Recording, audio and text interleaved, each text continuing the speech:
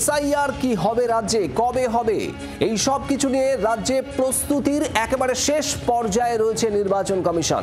SIR প্রস্তুতির কি অগ্রগতি সেই রিপোর্ট দেওয়া হবে আগামীকাল। রাজ্যের মুখ্য নির্বাচনী আধিকারিকের দপ্তর থেকে পাঠানো হবে সেই রিপোর্ট।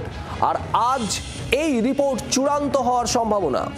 পশ্চিমবঙ্গে ইআরও, এইআরও, বিএলএ সকলের নিয়োগ এবং তাদের প্রশিক্ষণ এই সম্পর্কে যাবতীয় অগ্রগতি জানানো হবে নির্বাচন কমিশনকে।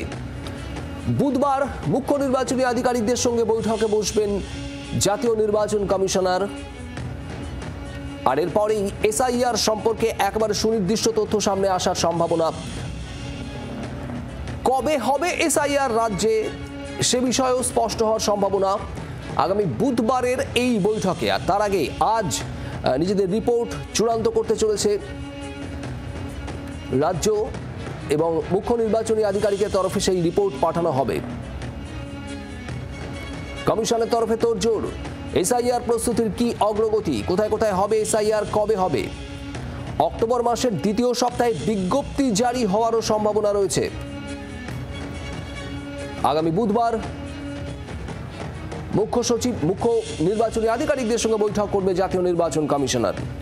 অর্কদীপ্ত মুখার্জি আমাদের প্রতিনিধি রয়েছেন আমাদের সঙ্গে সরাসরি। অর্কদীপ্ত, এসআইআর প্রস্তুতি আর আজ সেই রিপোর্ট চূড়ান্ত হতে চলেছে, কি আপডেট?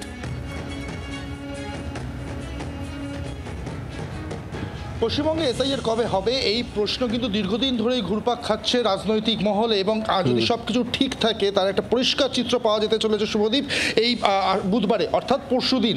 এবং এই যে রিপোর্টের কথা তুমি বলছিলে, এই রিপোর্ট কিন্তু পাঠানো হবে রাজ্যে। এসআইআর এর জন্য রাজ্য কতটা প্রস্তুত সেই রিপোর্ট পাঠানোর সম্ভাবনা কালকে, বা সম্ভাবনা বলা ভুল, পাঠাতেই হবে রাজ্যকে আগামীকাল, এমনটাই কিন্তু খবর রয়েছে। কারণ পরশুদিন যেহেতু মুখ্য নির্বাচন কমিশনারের সঙ্গে বসতে চলেছেন রাজ্যের মুখ্য নির্বাচনী আধিকারিক এবং অন্যান্য সিইওরাও থাকবেন অন্যান্য রাজ্যে, তবে মুখ্য নির্বাচনী আধিকারিক এই রাজ্যে যিনি বসতে চলেছেন তাকে তার আগে সমস্ত প্রেজেন্টেশন এবং রিপোর্ট পাঠিয়ে দিতে হবে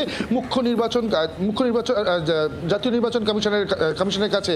ফলে এই রিপোর্টে এইআরও, বিএলএ এদের রিক্রুটমেন্ট স্ট্যাটাস কি এবং এদের ট্রেনিং স্ট্যাটাস কি, এই বিষয়টাও কিন্তু পরিষ্কার করে উল্লেখ করতে হবে এবং একই সঙ্গে জানাতে হবে রাজ্য কতটা প্রস্তুত এসআইআর ইমপ্লিমেন্টেশনের জন্য। দেখো, এই বৈঠকে বিহারের সিইও থাকবেন, তিনি জানাবেন যে বিহারে কিভাবে এসআইআর ইমপ্লিমেন্টেড হয়েছে এবং অন্যান্য সিইওরা জানাবেন তারা এসআইআর করতে কতটা প্রস্তুত।